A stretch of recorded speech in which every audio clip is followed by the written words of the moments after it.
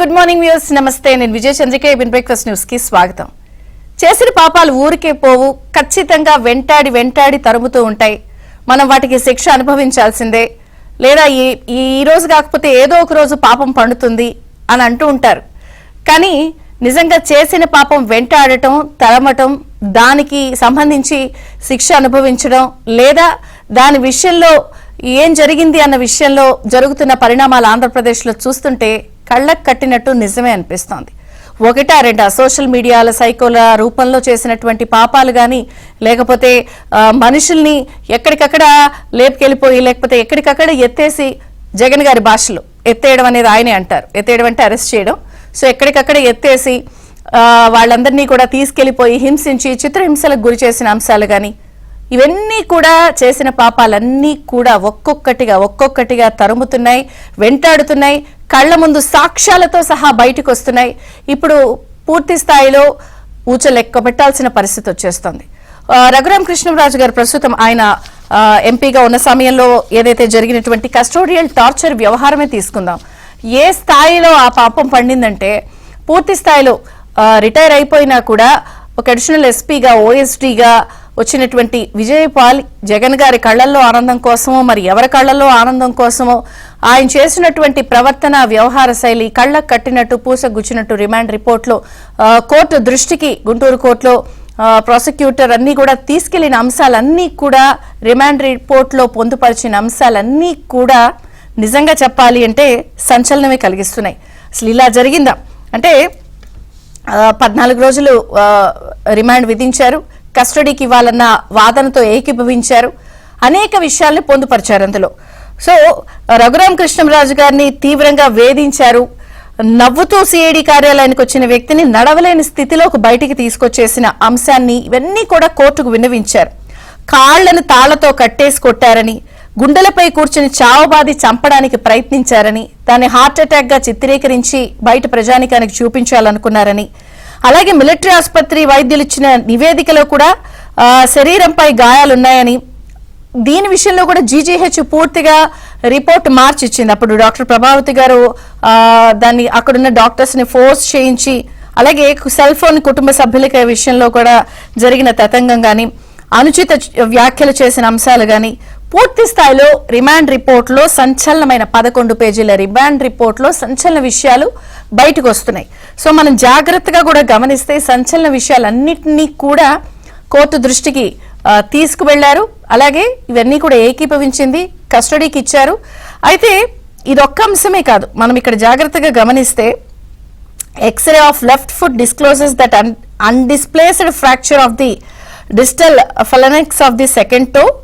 ఇది కాకుండా ఆ రోజు another officer sat on his chest where the surgery had taken place, press it down which is an attempt to kill him and make it appear as heart attack. అంటే అన్ని విషయాల్ని కూడా court దృష్టికి తీసుకొచ్చిన వాటిని అన్నీ కూడా ఏకీభవించింది, కస్టడీకి ఇచ్చింది. ఇక్కడ ఒక అంశం ఏమిటంటే, అసలు రఘురామ కృష్ణరాజు గారు ప్రెస్ మీట్ లో కూడా ఇప్పుడు డిప్యూటీ స్పీకర్ గా ఉన్నారు, ఆయన ఇంకా విషయాలు చెప్తున్నారు. సిఐడి చీఫ్ అప్పుడు ఎవరైతే ఉన్నారో సునీల్ గారి చుట్టూతోనే ఇదంతా జరిగింది, అసలు ఆయన ఆదేశాలు ఇచ్చారు, అలాగే ఆయనకి సంబంధించిన అనేక విషయాలను కూడా ఆయన ఇప్పుడు దేశం వదిలి పారిపోయే అవకాశం ఉంది, లుకౌట్ నోటీసులు ఇవ్వండి అని కూడా చెప్తున్నారు.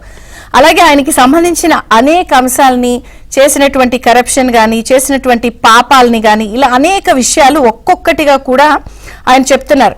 వస్తున్న వార్తల ప్రకారము, అలాగే రఘురామ కృష్ణరాజు గారు చెప్తున్న అంశాల ప్రకారం ఏమిటి అంటే, బెదిరించి చాలా మంది వ్యాపారాలను కొట్టేశారని, కేబుల్ వ్యాపారంలో ఒక కపుల్ని కూడా బెదిరించారని కూడా ఆయన మాట్లాడుతున్నారు.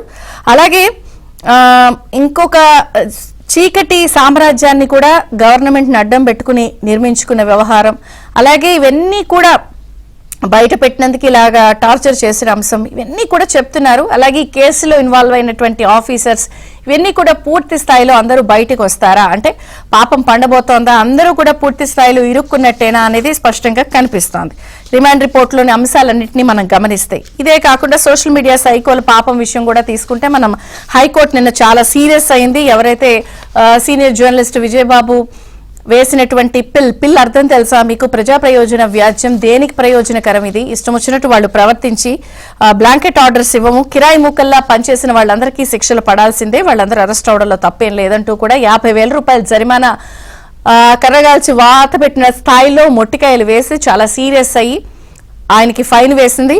సో ఇష్టం వచ్చినట్టు ప్రవర్తిస్తే కుదరదు, సమాజంలో బాధను చెప్పుకోలేని వారి కోసం పిల్ వేస్తారు అంటూ కూడా ఆయన మీద సీరియస్ అయింది. అంటే ఎక్కడికక్కడ బెయిల్స్ రావట్లా, ముందస్తు బెయిల్స్ వెళ్తున్న క్వాష్ పిటిషన్లు ఎక్కడికక్కడ కొట్టేస్తున్నారు. మొన్న కూడా చూసాం చంద్రబాబు గారికి సంబంధించిన రాళ్ల దాడి విషయంలో కేసు వేసే దాంట్లో కూడా బెయిల్ కోసం ముందస్తుగా అప్లై చేస్తే మొన్నతో ఒక బ్రదర్స్ కూడా నో అని చెప్పేసింది కోర్టు. అంటే బెయిల్స్ ఇవ్వట్లేదు, క్వాష్లు అవుతున్నాయి, బ్లాంకెట్ ఆర్డర్స్ ఇస్తున్నారు, ఒక్కొక్కడ పాపం పండుతుంది, రిమాండ్ రిపోర్ట్ లో సంచలన విషయాలు వస్తున్నాయి. సో ఇప్పటి వరకు పాత్రదారులందరి పరిస్థితి ఇలా ఉంది. ఇక సూత్రధారులే నెక్స్ట్ టార్గెటా?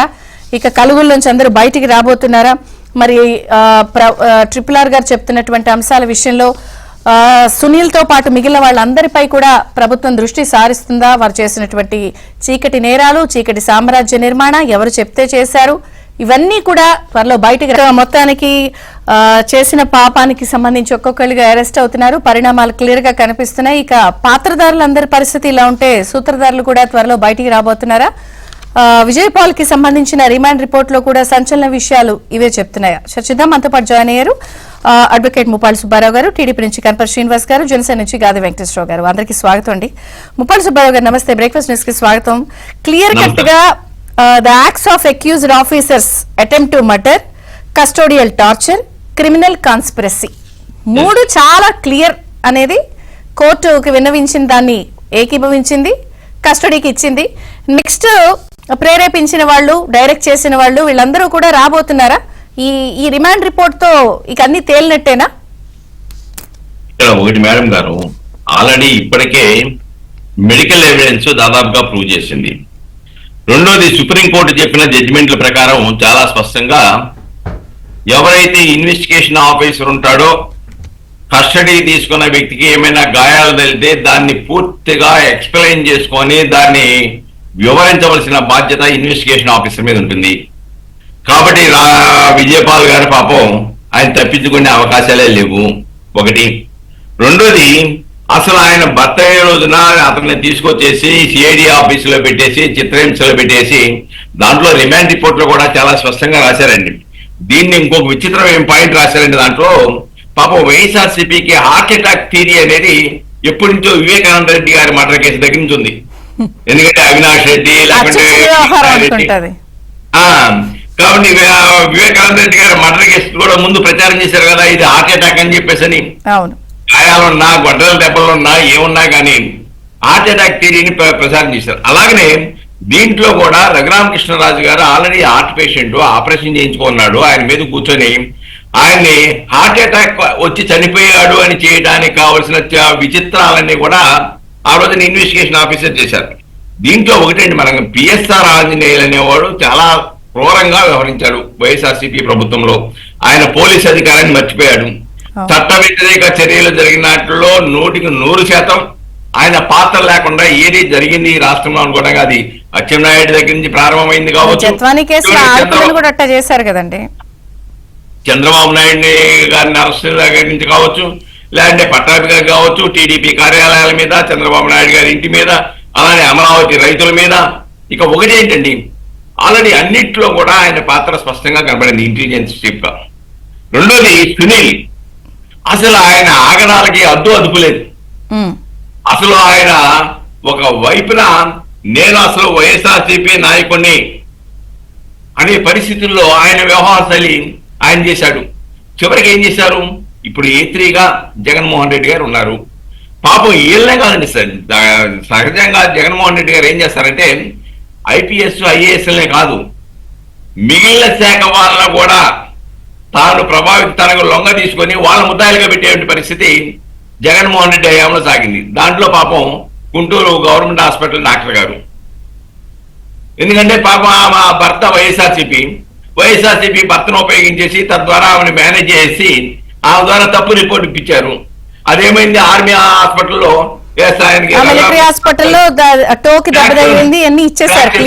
అని చెప్పారండి, ఫ్రాక్చర్ ఉందని. వేలు మీద ఫ్రాక్చర్ ఉందని చెప్పాడు.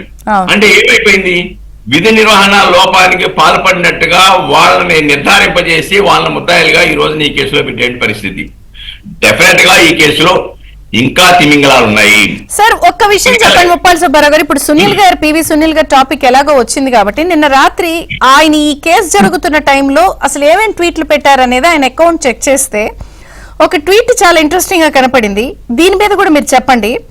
తప్పుడు సాక్ష్యాలు, రుజువు కాని ఆరోపణలు చేసే ఎవరిని వదిలే ప్రసక్తే లేదు. కేసు వీగిపోయిన రోజు 10 ఏళ్ల తర్వాత అయినా సరే నాకు వ్యతిరేకంగా మాట్లాడిన వాళ్ళని శిక్ష అనుభవించాల్సిందే ఎవరైనా సరే అంటూ బెదిరిస్తూ ఆ రోజే ట్వీట్లు పెట్టేశాడు ఆయన. కేసు వీగిపోద్ది, మీ అందరి సంగతి తేలుస్తానని. అసలు ఆ ట్వీట్ చూస్తే అంటే ఇప్పుడు ఇవన్నీ కౌంట్ అవుతాయండి? ఇప్పుడు ఒకటి మేడం గారు, ఆ రోజున ఆయనకి అధికార బలం ఉంది, ఆయన ఏ తప్పులు చేసినా సమర్థించేంటి జగన్మోహన్ రెడ్డి లాంటి వాళ్ళు ఉన్నారు. నీకు స్వేచ్ఛ ఇచ్చేశాను, నీ ఇష్టం వచ్చినట్టు రాజ్యహింసకు పాల్పడు, నీ ఇష్టం వచ్చినట్టు చేయి, చట్టాలు రాజ్యాంగం నీకు అమలు కావాల్సిన అవసరం లేదు, మాది రాజారెడ్డి రాజ్యాంగం ఉంది, దాన్ని అమలు చేసుకోపో అని ఆదేశాలు ఇచ్చేశారు. దాంతో రెచ్చిపోయాడు. కానీ రెచ్చిపోయి ఇప్పుడు ఎక్కడున్నాడు? నేను పలానా చోట ఉన్నా అని చెప్పమానండి. ఇప్పుడు భయకంపితుడైపోయి విదేశాలకు పారిపోదామనే ఆలోచనలో ఉన్నాడు. అందుకే రఘురామకృష్ణరాజు గారు చెప్పారు కదా, ఆయనకి లుక్అవుట్ నోటీస్ ఇవ్వండి, విదేశాలు పారిపోతాడు. కాబట్టి అటువంటి వాళ్ళు పారిపోవడం సరికాదు. ఇప్పుడు ఆయనకి ఇంకా భయం ఏం పట్టుకుందంటే, విజయపాలు పాపం సుప్రీంకోర్టు వరకు వెళ్ళినా కానీ రెమెడీ దొరకల. సుప్రీంకోర్టు కూడా నీకు ముందస్తు ఉన్నాయా, నిన్ను అరెస్టే కరెక్ట్, నీ మీద చాలా ఆరోపణలు ఉన్నాయి, ఇది ప్రజా సమాజం మీద ప్రభావం చూపుద్ది ఇది అని చెప్పేసి అక్కడ కొట్టేశారు. ఇప్పుడు సునీల్ కూడా అదే గతి పట్టుద్ది. కాబట్టి అక్కడ కొట్టేశారు కాబట్టి దాంట్లో నాకు అదే గతి పట్టుద్ది. నా పరిస్థితి ఏంటంటే అయోమయ పరిస్థితిలో ఉండి పిచ్చ పిచ్చ పోస్టింగ్లు పెట్టేవంటి ఆనవాయితీ ఆయనకు ఉంది. కాబట్టి ఇప్పుడు ఆయన ఎవరు రక్షించలేరు. చట్టం అనేది కొంత జాప్యం అవ్వచ్చు. ఈ కేసులో ఇమీడియట్ నెక్స్ట్ పిలిపించేది డాక్టర్ గారు ప్రభావతి గారిని, సునీల్ గారినేనా? లేదండి, జగన్మోహన్ రెడ్డి గారిని కూడా ఆయన స్టేట్మెంట్ కూడా నమోదు చేసుకునే పరిస్థితి. ఎందుకంటే ఆయన ముద్దాయిగానే ఉన్నాడు, ఆయన సాక్షి కాదు. కాబట్టి ఈ tower location, technical evidence, call data record, Google takeout, ఇవన్నీ కూడా సమాచారం సేకరిస్తే ఇంకా తిమింగళాలు దీంట్లో ఉన్నాయి. అది సకల శాఖ మంత్రుల దగ్గర తోలుతా. మీరు ఆ జగన్ గారు ముద్దాయి గారు ఉన్నారు, ఆయన కూడా A2 A3 గా ఉన్నారంటే ఆయన ఒప్పుకునే పరిస్థితి లేదు. నిన్న కూడా మనం చూసాం, ఆయన ప్రెస్ మీట్ పెట్టి ఇప్పుడు మీ మీద కూడా ఆయన పరువు నష్టం కేసేస్తారు. ఎక్కడో అమెరికాలో నా పేరుందా అన్నారు, ఆంధ్రప్రదేశ్ సీఎం అని చెప్పి క్లియర్ కట్ గా అక్కడ రాసి ఉంటే ఈ రోజు అన్ని పత్రికల్లో కూడా, ఆంధ్రజ్యోతి లాంటి పత్రికల్లో సైతం క్లియర్ గా రాశారండి, మీ పేరు ఎక్కడుందో చూడండి, ఇదిగో ఇక్కడ రాశారు. ఆయన కూడా ఈ కేసులో ముద్దాయండి పిలిపించారంటే మీరు కూడా పరువు నష్టం కేసేస్తానని చెప్పి ఆయన అన్నట్టు ఉంటుంది. ఇప్పుడు వాస్తవాలు పాపం అమాయకుల్లా ఉన్నాడు, వాస్తవాలు చెప్తే అది పరువు నష్టం కింద రాదు, అవాస్తవాలు చెప్తే మాత్రమే తప్ప వాస్తవాలు. అలానే అద్వానీ కేసులో దీంట్లో చాలా స్పష్టంగా మీ ఆంధ్రజ్యోతిలో ఇదిగో తమరి పేరు అని చెప్పేసి 83వ పేరాలో ఈ విధంగా ఉందో చూడండి అని చెప్పేసి క్లియర్ గా ఇచ్చారు. ఇంకెంతకన్నా అందుకనే అంటున్నారు, ఇలా ఉన్నా కూడా ఆయన బుకాయించి పరువు నష్టం అంటున్నారు. కాబట్టి ఇందాక మీరు ఆ కేసులో అంటుంటే నేను అంటున్నాను, అదిగో పరువు నష్టం వేస్తారేమో మీ మీద కూడా అని చెప్తున్నారు. ఆయన మీద ఆర్థిక నేరాలు ఉంటే నా మీద ఆర్థిక నేరాలు ఏం లేదు నిరూపణ కాదు. Right sir, right. Supreme court comment చేసిన ఈ లోపు అంతర్జాతీయ వ్యాప్తంగా ఈయన అవినీతిని ప్రోత్సహించాడు, అక్కడ వరకు ఎదిగాడు. టీడీపీతో కూడా మాట్లాడదా. కనప శ్రీనివాస్ గారు నమస్తే, బ్రేక్ఫాస్ట్ న్యూస్ కి స్వాగతం. రిమాండ్ రిపోర్ట్ లో విషయాలు చూస్తున్నాం. ఇప్పటికీ రఘురామ కృష్ణంరాజు గారు అసలు సునీల్ కూడా ఇందులో చాలా కీలక పాత్ర అని చెప్పి ఆయన చీకటి సామ్రాజ్యానికి సంబంధించిన సంచలన విషయాలు కూడా చెప్తున్నారు. ఆ రోజు చెప్పినా ఎవరు నమ్మలా, ఈయన బెదిరించాడు. ఇప్పుడు రిమాండ్ రిపోర్ట్ లో విషయాలన్నీ కూడా కరెక్ట్ గా ఆయన కస్టోడియల్ టార్చర్ అని ప్రూవ్ అయినాయి. మీరు రఘురామ కృష్ణరాజు గారు చెప్తున్న సునీల్ గారి చీకటి వ్యవహారాలపై కూడా ప్రభుత్వం దృష్టి సారిస్తుందా? అండ్ నెక్స్ట్ ఏంటి? నమస్తే అమ్మ. ముందుగా మీకు, మా సుబ్బారావు గారికి, మా మిత్రుడు జనసేన మిత్రుడు వెంకటేశ్వరరావు గారికి కూడా నమస్కారాలు తెలియజేస్తా ఉన్నా. ఖచ్చితంగానమ్మా ఈ కేసులో ఎవరెవరైతే ఇన్వాల్వ్మెంట్ ఉందో, కస్టోడియల్ టార్చర్ లో ఎవరెవరైతే ఉన్నారో, ఎంత పెద్ద ముఖ్యమంత్రులైనా మాజీ ముఖ్యమంత్రులైనా కూడా ఈడ్చుకొని లాక్కొని వచ్చే పరిస్థితి ఉంది. వాడ ఇవాళ నెక్స్ట్ నోటీస్ అందుకునే వాళ్ళల్లో జగన్మోహన్ రెడ్డి ఉన్నాడు. ఖచ్చితంగా జగన్మోహన్ రెడ్డి హాజరై అతను ఒకవేళ క్రాష్ కి వాటికి పోయినా కూడా కుదిరే పరిస్థితి వాళ్ళు లేదు. ఇవాళ చూసాం విజయబాబు గారు వేస్తే ఏమైందో పరిస్థితి, ఏమైందో 50,000 ఫైన్ వేశారు. ఇతనికైతే ఒక 10-15 లక్షలు వేయాల్సి వచ్చింది. ఎందుకంటే చాలా ఆర్థిక నేరాలు ఇంకా అనేక నేరాలు ఉన్నాయి కాబట్టి. ఇవాళ నేను ఒకటే గుర్తు చేస్తున్నానమ్మా, రఘురామకృష్ణరాజు గారి మీద దాడి నిజంగా యాజ్ ఏ పార్లమెంటు మెంబర్ గా ఆయన మీద కస్టోడియల్ టార్చర్ జరిగితే పార్లమెంటు స్పీకర్ గారు ఏ విధంగా స్పందించారు? అసలు పార్లమెంటు స్పందించిందా? ఆయనకు అంతకుముందే ఆల్రెడీ సెక్యూరిటీ ఉంది. ఎందుకంటే ఒక పార్లమెంటు సభ్యుడి తన కాన్స్టిట్యున్సీకి తన రాష్ట్రానికి రాలేక పరాయి రాష్ట్రంలో ఢిల్లీ రాజధాని, మన భారత రాజధాని ఢిల్లీలో కూడా తలదాచుకునే పరిస్థితి ఆంధ్రప్రదేశ్ లో ఉన్నప్పుడు ఏ విధంగా స్పందించారు? ఆయనకి ఎక్కడా రక్షణ దొరకలా. లేకనే పుట్టినరోజు రోజున వాళ్ళ భార్య కోరితే కన్నీళ్లు పెడితే రమ్మంటే అప్పుడు వస్తే ఈ గద్దలన్నీ కూడా మొత్తం కాచుకొని వెంటనే గోడలు దూకి పారిపోయి ఆయనకున్నటువంటి సెక్యూరిటీని బయటికి పంపించి వాడు విచ్చలవిడిగా ఇంట్లో ప్రవర్తించి ఆయన్ని అన్యాయంగా ఆంధ్రప్రదేశ్ కి తీసుకొచ్చారు. ఇక గుంటూరులో తీసుకొచ్చిన పరిస్థితి అయితే మేము కళ్ళారా చూసాం. ఆ రోజు వెంకటేశ్వరరావు గారు కూడా కోర్టు దగ్గర చూశారు. అసలు అతను నిజంగా నవ్వుతూ సిఐడి వారు తీసుకొచ్చిన ఉన్న వ్యక్తి అతను నిజంగా కోర్టుకు హాజరు పెట్టేటప్పుడైతే నడవలేక కాళ్ళు అసలు వార్చిపోయి కనీసం అతను షర్టు లుంగి సరి చేసుకోలేని స్థితిలో అతను కారులో తీసుకొచ్చేటప్పుడు కూడా బెదిరించారమ్మా. మీరు కనుక ఇవన్నీ చెబితే పరిస్థితులు మరొకసారి తీవ్రంగా ఉంటాయని హెచ్చరిక ఆయన ఆ రోజే చెప్పాడు. సమస్య లేదు, ఎవరెవరు కొట్టారు, ఎవరెవరు ఏం చేశారో చెప్తానని చెప్పారు. అతను కస్టోడియల్ టార్చర్ కోర్టులో వివరించేటప్పుడు నిజంగా అతను కొట్టిన దెబ్బలు చూస్తుంటేనమ్మా వాచిపోయి నడవలేని పరిస్థితుల్లో కోర్టులో హాజరు పెట్టారు అతన్ని కస్టోడియల్ టార్చర్ ఒక మంచం మీద పడుకోబెట్టి రుమాలు వేసుకొని చెప్పి నలుగురు పైకి వచ్చేసి ఉన్న వాళ్ళందరినీ కూడా అక్కడి నుంచి పంపించేసి లాఠీలతో రబ్బర్ బెల్టులతో ఆయన పాదంలో ఉన్నటువంటి ఎముకలు విరిగే విధంగా కొట్టి మళ్ళీ 5 నిమిషాలకు ఒకసారి నడిపించటం వేడి నీళ్లు పోసి, అంటే ఆ మచ్చలు ఆ క్లాట్స్ కనపడకుండా ఉండటం కోసం కింద ఒక వైద్యుడిని పెట్టి ఏం చేయాలి అని చెప్పేసి అటు ఇటు నడిపించటం ఇవన్నీ చేశారు. నేను ఇదే అడుగుతామా, 40-60 సంవత్సరాల భారత పార్లమెంటు చరిత్రలో ఒక పార్లమెంటు సభ్యుడికి టార్చర్ జరిగితే ఇదే నా పార్లమెంటు స్పందించే తీరు, ఇదే నా రాజ్యాంగంలో రాసిందని చెప్పేసి నేను ప్రశ్నిస్తా ఉన్నా. మరి అట్లానే అవును అంటే అదంతా అయ్యింది. ఈ రోజు విజయ్ పాల్ అరెస్ట్ వరకు వచ్చి నెక్స్ట్ వాళ్ళు లిస్ట్ లో లైన్ లో ఉన్నప్పుడు రఘురామ కృష్ణరాజు గారు మీడియాలో సంచలన విషయాలు చెప్తున్నారు. సునీల్ కి సంబంధించి దుబాయ్ లో కూడా చాలా వ్యాపారాలు ఉన్నాయి, పారిపోయే అవకాశం ఉంది, లుకౌట్ ఇవ్వండి అని అంటున్నారు.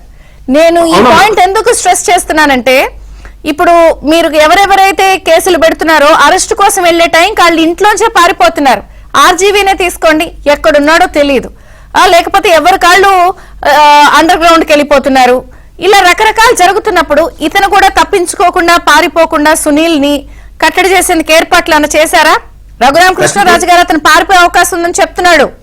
ఖచ్చితంగానమ్మా, ఖచ్చితంగా లుకౌట్ నోటీస్ వస్తా ఉంది. అతని కదలికల మీద నిఘా ఉంది. ఎక్కడికి పారిపోలేడు అతను. ఎందుకంటే పారిపోయిన నేరం నుంచి అయితే తప్పించుకోలేడు. అన్ని ఎయిర్పోర్ట్ లో లుకౌట్ నోటీస్ ఇచ్చారు. వైజాగ్ గాని వీటన్నిటి కూడా వస్తా ఉంది.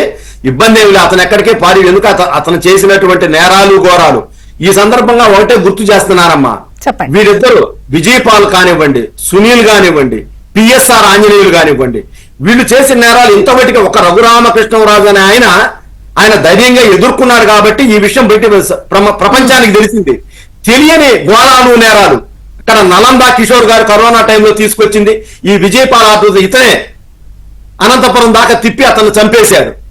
అట్లానే ఇప్పుడు పరిమళ జత్వాని, డాక్టర్ జత్వాని విషయం మనకు తెలియదు కదమ్మా ఈ ప్రభుత్వం వచ్చేదాకా.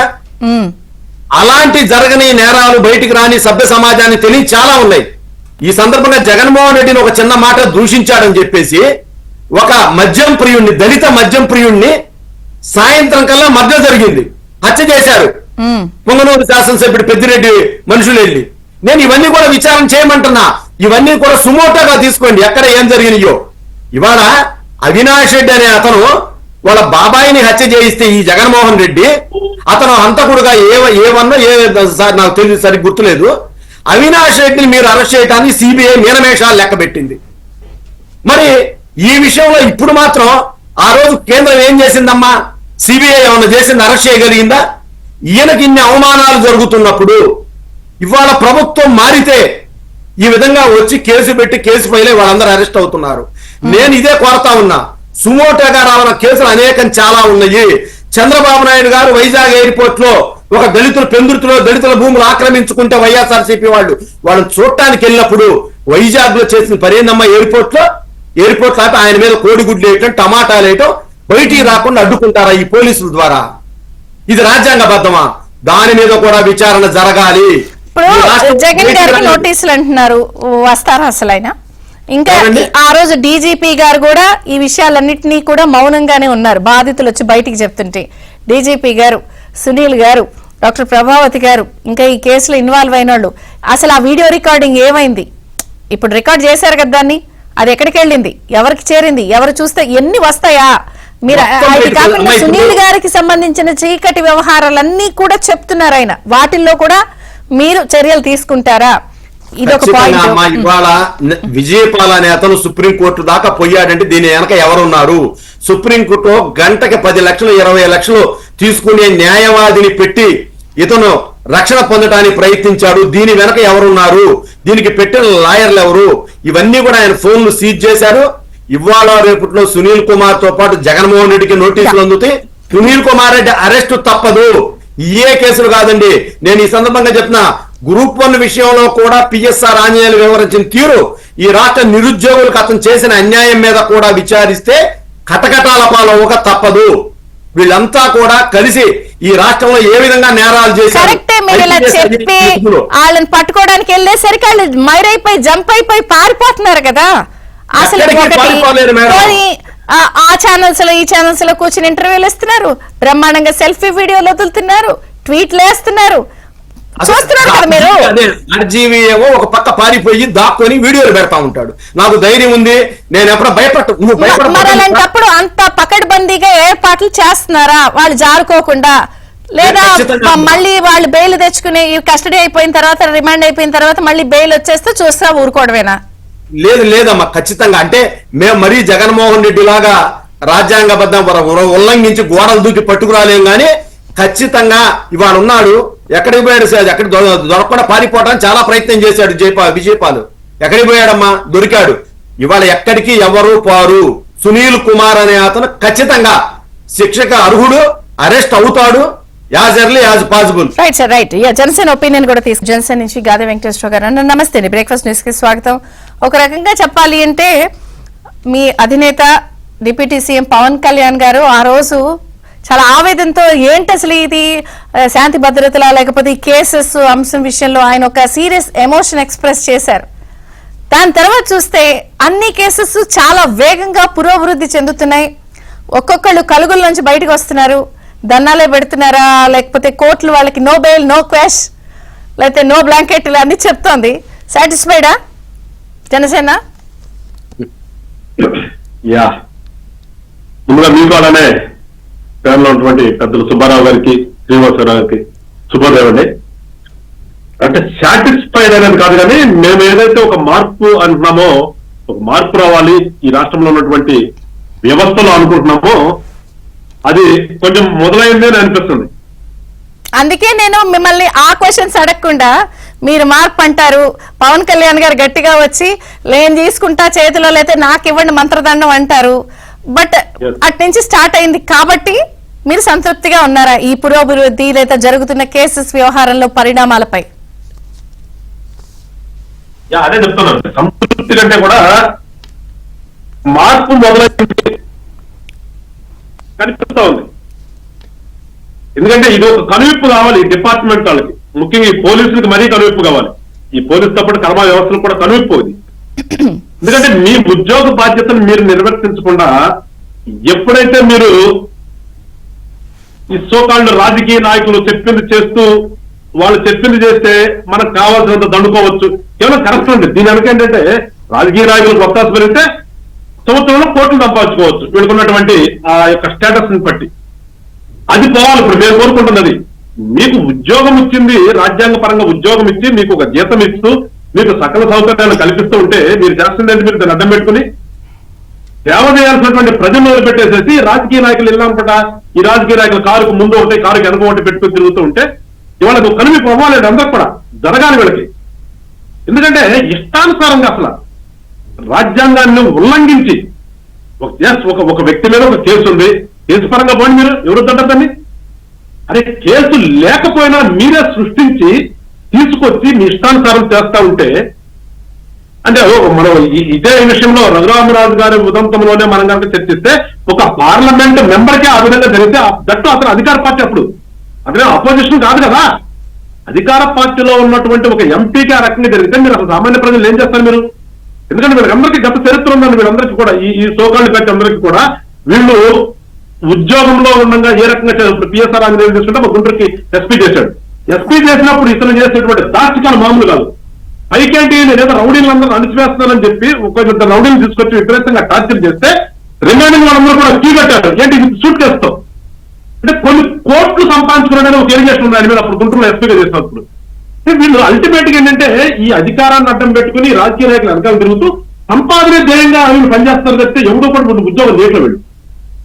సో ఇవాళ మన ఉద్యోగ బాధ్యత కాకుండా వేరేగా చేస్తే మన పరిస్థితి ఏంటి అనేది ఇవాళ ప్రతి ఒక్కరికి కనువిప్పు కావాలి. ఈ పోలీస్ డిపార్ట్మెంట్ మొదలు పెడితే దీంట్లో ఉన్నటువంటి డాక్టర్స్ కానీ కింద ఉన్నటువంటి వాళ్ళందరూ ప్రతి ఒక్కళ్ళు కూడా కనువిప్పోవాలి. అది మేము కోరుకుంటాం. అది మేము కోరుకున్నటువంటి మార్పు వీళ్ళలో తెలియాలి, వీళ్ళకి తెలిసే విధంగా చేయాలనేది జనసేన పార్టీ లక్ష్యం కాబట్టి, జనసేన పార్టీ సిద్ధాంతం కాబట్టి ఇవాళ మీరు అన్నట్టుగా మాకు కొంతవరకు కొంత ఓకే, కానీ ఇది సాటిస్ఫాక్షన్ కాదు, ఇంకా చాలా ఉంది. అసలు స్టార్ట్ అయిందంటే అప్పుడు జస్ట్ స్టార్ట్ అయింది వీళ్ళ ఉద్యోగస్తుల్లో మనం తప్పు చేస్తున్నాము, మన ఉద్యోగ బాధ్యతను నిర్వర్తించట్లేదు అనేది వీళ్ళకి మానసికంగా వీళ్ళకి మొదలు పెట్టాలి. వీళ్ళ సంఘర్షణ మొదలైంది. సంఘర్షణ మొదలైంది ఎక్కడికి వెళ్ళాలంటే పూర్తిగా అయినప్పుడు మీరు సాటిస్ఫై అవుతాం. ఆ దిశగా మేము అడుగులేస్తున్నాము. ఖచ్చితంగా జరిగి తీరుతుంది. ఇవాళ కూడా చూసాను ఇందాక స్కూలింగ్ పవన్ కళ్యాణ్ గారు ఈ బియ్యం మీద కూడా కాకినాడ వెళ్తున్నారని చెప్పేసి తెలిసింది.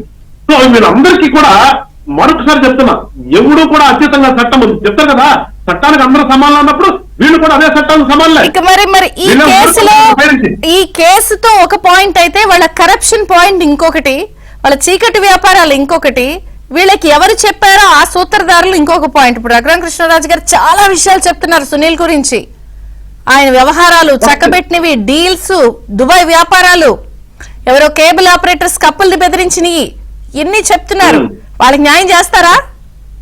వస్తాయండి, ప్రతిదీ వస్తుంది. ఒక ఎంప్లాయీగా ఉన్నప్పుడు ఆ ఎంప్లాయీకి ఉన్నటువంటి రూల్స్ అండ్ రెగ్యులేషన్స్, వాళ్ళకి మాన్యువల్ ఉంటుంది, వాళ్ళు ఏ రకంగా ప్రవర్తించాలి, ఎంతకే ఉండాలనేది ఉంది మనకి సిస్టమ్ లో. సిస్టాన్ని మించి వీళ్ళు వెళ్ళినప్పుడు ప్రతి దాని మీద కూడా ఎంక్వైరీ జరుగుతుంది మీరు అన్నట్టుగా. ఎందుకంటే ఇప్పుడు యాంటీ కరప్షన్ లో ఆస్తులు ఆదాయానికి మించి ఆస్తులు ఉన్నప్పుడు కూడా మనం కేసులు కడుతున్నాం. వాడు రెడ్ హ్యాండ్ దొరకవసరం లేదు. ఒక కంప్లైంట్ ఉంటే ఇతను విపరీతంగా ఆస్తులు సంపాదించాడు, ఎట్లా వచ్చింది లేదని చూపించాలి కదా ఖచ్చితంగా. మనకున్న సిస్టమ్ అనే కదా. సో ఆ రకంగా ప్రతి ఒక్కళ్ళ మీద కూడా చెప్తున్నానండి, వాళ్ళ ప్రతి ఒక్కళ్ళ మీద ఇలాంటి దాష్టికాలు చేసినటువంటి ఏ ఉద్యోగి కూడా తప్పించుకుని వాడు ఇష్టానుసారంగా చేసి వెనక వచ్చే వాళ్ళకి మోడల్ అవ్వకూడదు. మేమేం కోరుకుంటున్నామంటే ఒక ఉద్యోగస్తుడు ఏ రకంగా మోడల్ అవ్వాలి, ఫలానా ఎల్లారావో పుల్లారావో ఈ ఉద్యోగం చేస్తున్నప్పుడు ఈ రకంగా మంచి చేశాడు ప్రజలకి, అతను ఉద్యోగ ధర్మాన్ని ఈ రకంగా నిర్వర్తించాడని చెప్పుకోవాలి తప్పితే వాడు ఇంత కరప్ట్ చేశాడు, ఇన్ని వేల కోట్లు సంపాదించాడు, ఈ రకంగా ఫలానా వాళ్ళని తీసుకొచ్చి కొట్టాడనే ఉదాహరణ ఉండకూడదు కదా. ఉదాహరణ అనేది ఎప్పుడు చరిత్ర మనకేం చెప్తుంది, మంచి అయితేనే చరిత్ర అవుతుంది, అంతేగాని దుర్మార్గాలు కూడా చరిత్ర అవుతాయి. ఆ దుర్మార్గం ఉంటుంది. ఇప్పుడు చెప్తాం వాడెవడో కొన్ని జుట్టు పెంచితే పన్నేశాడు, జుట్టు కట్ చేస్తే పన్నేశాడు అని చెప్తున్నాం కదా. కొన్ని ఇలాంటివి ఉదాహరణలు ఉంటాయి. కానీ మంచికుండే స్థానం మంచిగుంటుంది, దుర్మార్గానికి ఉండే ధర్మం దుర్మార్గం ఉంటుంది. కాబట్టి ఖచ్చితంగా ప్రతి ఒక్కరి మీద గతంలో చేసినటువంటి ఈ ఉద్యోగస్తులు ఎవరైతే ఈ రకంగా చేశారో వాళ్ళందరి మీద కూడా ఖచ్చితంగా నేనైతే కోరుకుంటున్నాను, జరుగుతుందో కూడా ఆశిస్తున్నాను. ఖచ్చితంగా ప్రతి ఒక్కరి మీద ఎంక్వైరీ జరుగుతుంది. ఎవరిని ఏ రకంగా చేయాలో మళ్ళా రానున్నటువంటి వెనక మనకు వచ్చేటటువంటి ఎవరైతే ఈ ఉద్యోగస్తులు వస్తారో ఈ ఉద్యోగస్తులను కూడా ఒళ్ళు దగ్గర పెట్టుకుని మన ఉద్యోగం అనేది ప్రజల కోసం, ఈ రాష్ట్రంలో అభివృద్ధి కోసమే మన ఉద్యోగం అనేది ఈ విధంగా కూడా ఈ కూటమి ప్రభుత్వంలో ఖచ్చితంగా చేసి చూపిస్తారు. ముప్పాడి సుబ్బారావు గారు, ఇప్పుడు ఈ కేసులో ఒక ఇంపార్టెంట్ పాయింట్ తులసి, గౌరీ శంకర్, ఇంకొక వ్యక్తి ఎవరు చంద్రశేఖర్, వీళ్ళ పేర్లు వినిపెడుతున్నాయి కదా. చంద్రశేఖర్, వీళ్ళ ముగ్గురు అసలు సిఐడి ఆఫీస్ లోకి ఎలా వచ్చారు? జనరల్ గా ఒక అపార్ట్మెంట్ లోకో ఎక్కడికైనా రావాలంటేనే విజిటర్స్ బుక్స్ లో 100 సైన్లు చేయించి ఫోన్ నెంబర్లు తీసుకుని చేస్తారు. అసలు వీళ్ళు ఎలా ఎంటర్ అయ్యారు? విజిటర్ బుక్ లో వీళ్ళ డీటెయిల్స్ ఉన్నాయా? మరి వీళ్ళని పట్టుకుంటారా? ఎవరు చెప్తే వచ్చారు ఇవన్నీ తెలుస్తాయా? ఇక్కడ ఒకటి స్పష్టం, గత 5 సంవత్సరాల కాలంలో రూల్స్, రూల్ ఆఫ్ లా, చట్టాలు ఇవన్నీ అమలు జరిగితే కదా మనం ఈ ప్రశ్నలు నేర్చుకోవాల్సింది. ఉమ్, అసలు సిఐడి అనేది ఒక స్వామి భక్తిని ప్రదర్శించేవంటి ఒక క్రియాశీల వైఎస్ఆర్సీపీ కార్యకర్తల్లాగా పనిచేశారే తప్ప నేను ఒక ఐపీఎస్లో లేక నేను పోలీస్ అధికారులను ప్రభుత్వం ప్రజల దగ్గర నుంచి జీతాలు తీసుకున్నాం కాబట్టి ప్రజలకు జవాబుదారీగా ఉండాలని ఎప్పుడైనా ఏ జాకైనా ఆలోచించిందా గత 5 సంవత్సరాల్లో? కాబట్టి ఇంకా ఇతరులు లోపలికి వచ్చారు అని అంటే దానికి ఆశ్చర్యపోవాల్సిన అవసరమే లేదండి. అంటే కనీసం ఒక విజిటర్ బుక్ ఎంట్రీ అవన్నీ కూడా ఇప్పుడు బయట పడతాయి అంటారా? ఎవరు చెప్తే వచ్చారు? ఒకటి మేడం గారు, విజిటర్ బుక్ లో సంతకాలు పెడతారని మనం భ్రమించవలసిన అవసరం లేదు. అంతేలేండి. చట్ట వ్యతిరేక చర్యలు వచ్చే పాల్పడినప్పుడు చట్ట ప్రకారం ఎందుకు వెళ్తారు వాళ్ళు అసలు? కాబట్టి అనధికారికంగానే లోపలికి ఎంటర్ అవుతారనేది వాస్తవం. కానీ లక్కీగా ఏమన్నా కానీ సీసీ ఫుటేజీలు కనుక అవి కూడా ఉండవు, అవి కూడా ధ్వంసం చేస్తారు, వేరే విషయము. అదృష్టవశాత్తు సీసీ కెమెరాల్లో సీసీ ఫుటేజీలు కనుక ఉంటే దాంట్లో ఏమైనా దొరకాలేమో తప్ప, లేదంటే వాళ్ళు సెల్ ఫోన్లు పొరపాటున తీసుకెళ్ళి ఉంటే ఆ సెల్ ఫోన్లు బేస్ చేసుకొని టవర్ లొకేషన్ ని గుర్తించి లేదంటే గూగుల్ టేక్అవుట్ ద్వారా ఏమైనా సంభాషణ జరిగి ఉంటే వాటిని టేకప్, అలాగా టెక్నికల్ ఎవిడెన్స్ ద్వారా వాళ్ళ యొక్క ప్రెజెన్స్ ని ఈ రోజున నిరూపించవలసిన అవసరం విచారణ సంస్థల మీద ఉంది. కాబట్టి ఇక్కడ చాలా స్పష్టం అండి, ఇక్కడ ఒక కుట్రపూరితంగా అతన్ని హత్య చేయాలని చెప్పేసి ఎంచేతంటే ఆయన నియోజకవర్గానికి కూడా వెళ్లకుండా ఎన్ని కేసులు పెట్టారండి. ఆయనకి రక్షణ లేకుండా చివరికి ఆ నియోజకవర్గం ప్రజలు ఎన్నుకున్నటువంటి వాళ్ళని కలవడానికి కూడా అనుమతి లేకుండా వస్తే అరెస్ట్ చేస్తామని చెప్పేసి పరిస్థితి సృష్టించారు కదా. చివరికి భారతదేశ చరిత్రలో ఎక్కడైనా కానీ తన పార్టీ ఎంపీని చిత్రవంశలు చేసి చంపడానికి ప్రయత్నం చేసి అక్రమంగా నిర్బంధించి 3rd డిగ్రీ మెథడ్స్ ఉపయోగించడం ఎక్కడ జరిగిందా? ఇందాక మిత్రుడు చెప్పినట్టుగా అసలు స్పీకర్ ఎందుకు రెస్పాండ్ అవ్వలేదు? కేంద్ర ప్రభుత్వం ఎందుకు ఆనాటి రెస్పాండ్ అవ్వలేదు? ఒక ఎంపీని కొడితేనే దిక్కు లేకపోతే ఇంకా సామాన్య పరిస్థితి ఏంటి ఆంధ్రప్రదేశ్ లో ఆలోచించవలసిన అవసరం లేదా? కాబట్టి చట్టసభల్లో ఉన్నటువంటి ఒక పార్లమెంటు సభ్యుడిని చిత్రహింసలు చేస్తే దాని మీద రెస్పాండ్ అవ్వవలసినంత రీతిలో రెస్పాండ్ అవ్వలేదు. అందువల్లనే ఆ రోజున పోలీసు వాళ్ళకి ఫిర్యాదు ఇచ్చిన రఘురామకృష్ణరాజు గారు ఫిర్యాదు తీసుకోకుండా చెత్తపట్లో పడేశారు. చివరికి ఆయన న్యాయ పోరాటం వల్ల ఇక్కడ దాకా వచ్చింది. అందుకనే ఇప్పుడు ఇవన్నీ ఈ కేసులు ఇక వాట్ నెక్స్ట్ సార్? అసలు వాళ్ళు బయటకు వచ్చేస్తారా? ఇవన్నీ కస్టడీలో తెలుస్తాయని దీంట్లో అనకొండలో ఆల్రెడీ ఒక పెద్ద అనకొండ ఉంది, దానిలో దీంట్లో ఇంకా చాలా అనకొండలు ఉన్నాయి. ఆ అనకొండలో ఆ రోజున స్వామి భక్తిని నిరూపించుకునే భక్తులు మొత్తం పిఎస్ఆర్ ఆంజనేయులు ఆల్రెడీ ఉన్నాడు, అలాగే సునీల్ ఉన్నాడు, జగన్మోహన్ రెడ్డి ఉన్నాడు, డాక్టర్ గారు ఉన్నారు, ఈయన ఉన్నాడు ఇన్వెస్టిగేషన్ ఆఫీసరు. ఇంకా ఈ పాత్రదారులు సూత్రధారులు ఇంకా చాలా మంది కూడా వెలుగు చూస్తారు. ఇప్పుడు మీరు చెప్పిన 3 పేర్లు కూడా లోపలికి ఎందుకు ఎంటర్ అయ్యారు, వాళ్ళ పాత్ర ఏంటి, వాళ్ళు ముసుగులేసుకుని ఎందుకు వచ్చారు, ఇవన్నీ దీంట్లో కుట్రలో భాగం. కాబట్టి అందరినీ కూడా చట్ట ప్రకారంగా శిక్షకు గురవు తప్పించుకునే అవకాశాలు లేవు అనేది వాస్తవం మేడం. కనపర్తి శ్రీనివాస్ గారు మీ కంక్లూడింగ్ రిమార్క్స్ ప్లీజ్. ఏలేమ్మా, నేను ఈ సందర్భంగా ఒకటే చెప్తా ఉన్నాను. ఆయన క్లియర్ గా రఘురామకృష్ణరాజు గారు ఎవరెవరు ముసుగు వీరులు వచ్చారో ఆ ముసుగు వీరుల పేర్లు కూడా చెప్పాడు. ఆ ముసుగు వీరులు ఆ టైంలో ఎక్కడ ఉండాల్సిన వాళ్ళు ఎక్కడ ఉన్నారు, గూగుల్ టేక్అవుట్ ద్వారా కానివ్వండి, సహచర కానిస్టేబుల్స్ ద్వారా కానివ్వండి, అక్కడ ఉండి ఎక్కడ డ్యూటీ చేస్తున్నారు, ఎక్కడ సంతకాలు పెడుతున్నారు, ఇవన్నీ కూడా తేల్చారు. వాళ్ళ పాత్ర కూడా స్పష్టంగా అన్ని రిపోర్ట్స్ లో ఉన్నాయి. ఖచ్చితంగా ముసుగు వీరులు కూడా బయటకు వస్తారమ్మా. ఈ సందర్భంగా నేను ఒకటి గుర్తు చేస్తా ఉన్నా, 5 సంవత్సరాల్లో అమరావతి అన్న పదం పలకని మాజీ ముఖ్యమంత్రి జగన్మోహన్ రెడ్డి గారు నిన్న చూడండి ప్రెస్ మీట్ లో ఆయన నోటమ్మటి వచ్చేది. ఎందుకంటే ఆయన ఏమన్నాడు, నేను ఉండి బైడెన్ మీద సిఐడి వాళ్ళు కేసు పెడితే అమెరికా అధ్యక్షుడు బైడెన్ ని పిలిపిస్తారా అన్నాడు. అంటే సిఐడి అతనికి ఎంత ప్రేమ చూడండి, ఆ సిఐడి పదం మీద సిఐడి అంటే ఎంత ఇంట్రెస్ట్ చూడండి అతనికి. ఎందుకంటే పదే పదే ఈ సిఐడిని అడ్డం పెట్టుకొని ఆయన చేసిన నేరాలు ఘోరాలు ఈ రాష్ట్రంలో అన్ని ఇన్ని కాదమ్మా. ఈ కేసు నుంచి జగన్మోహన్ రెడ్డి గాని, పివి సునీల్ కుమార్ గారు గాని, అక్కడ హాస్పిటల్ సూపరింటెండెంట్ గాని ఎవ్వరూ తప్పించుకోలేరు. అందరూ కటకటాలు లెక్క పెట్టాల్సిందే. నాడు జగన్మోహన్ రెడ్డి సజ్జల రామకృష్ణారెడ్డి ఉంటేనే నా పేరు ఎక్కడ ఉంది అంటాడు ఆయన. మీరేమో పేరు ఎక్కడ ఉందంటే బైడెన్ పేరు రాస్తానంటున్నాడు ఇప్పుడు ఆయన. ఇప్పుడు సిఐడి బైడెన్ పేరు రాస్తే తెస్తారా అంటున్నాడు. ఈయన పోల్చుకోవటం కానీ నాకు దుప్పట్లు కప్పరు, నాకు శాలువాలు కప్పరు, ఈ 4 నెలలు ఈ 4 నెలల మంచి ఇదైపోతా ఉన్నాడు. ఎవరు చెయ్యండి అంటే అలా న్యాయం జరగాలి బాధితులకనే కోరుకుంటున్నాం. గాలి వెంకటేశ్వర గారు, మన కంక్లూడ్ రిపోర్ట్ ఒకటి, ఇది ఒక్కటే కాదమ్మా నేను అనేది. చాలా మంది ఇవ్వాలంటే ఏబి వెంకటేశ్వరరావు గారు వీళ్ళంతా కూడా న్యాయ పోరాటం చేయగల సత్తా ఉంది కాబట్టి చేశారు. అణగారిన వర్గాలు, చాలా మంది ఉన్నత వర్గాల వరకు నిన్న అదే మాట అడిగింది కదా, పిల్లు వేయడానికి వేసినప్పుడు విజయబాబు గారిని అదే అంత అసలు పిల్లు అనేది తెలుసా, ప్రజా ప్రయోజన వ్యాజ్యం అది, సామాజికంగా ఫేస్ చేసి ఇబ్బందులు పడి వెళ్ళలేని వాళ్ళు కదా ఇది వేసేదని అని చెప్పి ఆయనకి గడ్డి పెట్టింది కదా. నేనేం చెప్తా ఉన్నానంటే ప్రభుత్వం డిపార్ట్మెంట్ ఇవాళ వాళ్ళందరినీ గుర్తించి సుమోటోగా తీసుకొని ఖచ్చితంగా వాళ్ళని కూడా అరెస్ట్ చేస్తేనే ఈ రాష్ట్రంలో ప్రజాస్వామ్యం ఉంటది. ఇప్పుడున్న అధికారులు గాని, గతంలో అధికారులు గాని, రాబోయే అధికారులు గాని మనం ఎలా అవును గాదే వెంకటేశ్వర గారు కూడా అదే అంటున్నారు. ఒక ఎగ్జాంపుల్ సెట్ చేయకపోతే కానీ అందరూ ట్రాక్ లోకి రారని. గాదే వెంకటేశ్వర గారు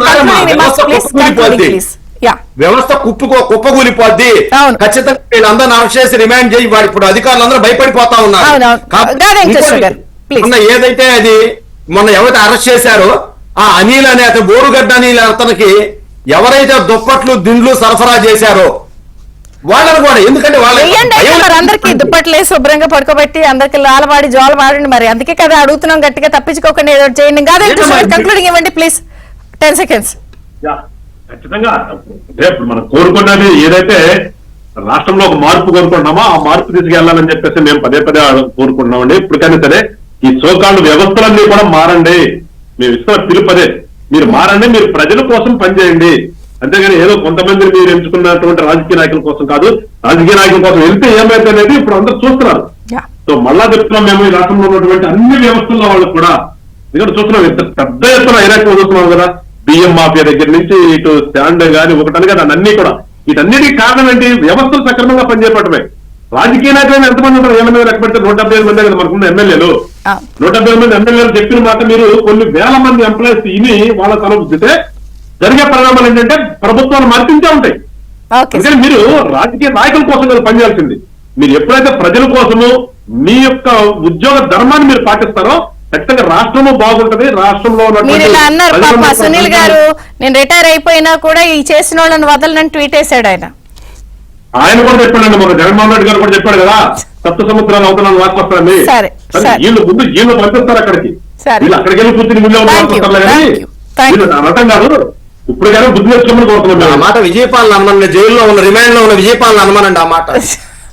సరే అయితే థ్యాంక్ యూ కన్ఫర్స్ శ్రీనివాస్ గారు, గాదే వెంకటేశ్వర గారు, Muppala Subbarao. Thanks for joining. ఇది బ్రేక్ఫాస్ట్ న్యూస్ అప్డేట్స్ కొనసాగుతాయి.